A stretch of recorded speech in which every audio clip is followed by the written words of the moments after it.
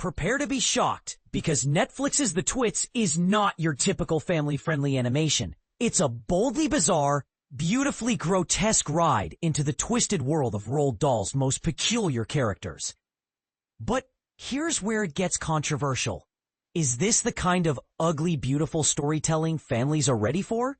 Or has Netflix gone too far? Let's dive in. When The Twits lands on Netflix, audiences won't find the polished, feel-good vibes of mainstream animation. Instead, they'll be thrust into Twitlandia, a decaying, revolting amusement park, dripping with grime, rigged with death trap rides, and operating under conditions that would make OSHA shudder. Directed by Phil Johnston, known for Wreck-It Ralph and Zootopia, and co-directed by Katie Shanahan and Todd Kunjan-Dimong, this film reimagines one of Dahl's shortest and strangest books as a full-blown animated adventure. But don't expect a faithful adaptation. Johnston calls it more of an inspired-by project, a playground for two of literature's most hateful yet fascinating characters. And this is the part most people miss. Dahl's stories aren't just quirky, they're moral tales with bite. In The Twits, Mr. and Mrs. Twit, voiced by Margot Martindale and Johnny Vegas, are the epitome of nastiness, running the world's most absurd amusement park. When they seize power in their city, two brave orphans and a family of magical animals must outsmart them to save their home. It's classic Dahl chaos, but Johnston adds a modern twist. It's a story for our times, about cruelty and empathy, and how we can fight one with the other. After years at Disney, Johnston was ready to push boundaries. I could not have made this movie in a million years at Disney, he admits. Netflix gave him the freedom to explore darker themes, blending highbrow ideas with lowbrow humor. It's a strange baby, he says, but it's ours. Bold claim, right?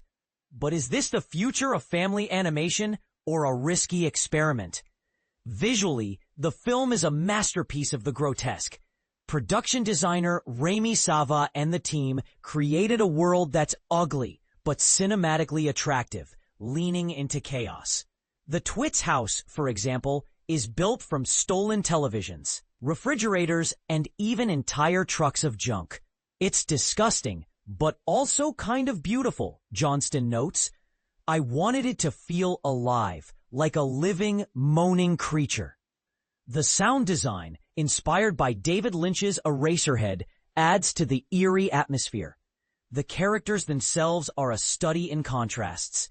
Mrs. Twit isn't just a hag, she's a frustrated performer, a failed diva. Mr. Twit, on the other hand, is all sprawl and indifference.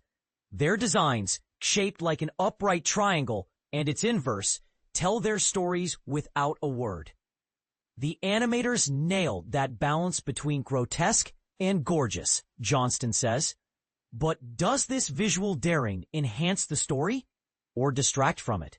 What do you think?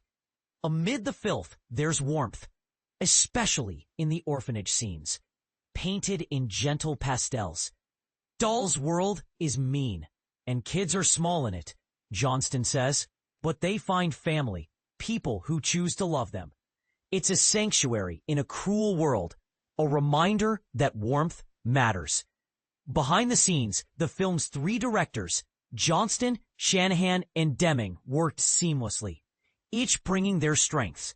Originally developed as a limited series, the project survived multiple Netflix restructures. We had a headline pinned to our wall that said, "Twits not dead yet," Johnston recalls. That became our rally cry. While made for streaming, The Twits is no small screen film. I wish everyone could see it on a huge screen, Johnston says. It's packed with detail. With its mix of slapstick, social satire, and emotional depth, it might be Netflix's strangest animated gamble yet. Is it a masterpiece or a misstep? Will it redefine family animation?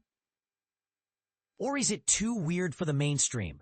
One thing's for sure, The Twits is unapologetically itself. As Johnston puts it, it's a strange baby, but it's ours. Now, we want to hear from you. Does this film sound like a must-watch or a hard pass? Let the debate begin.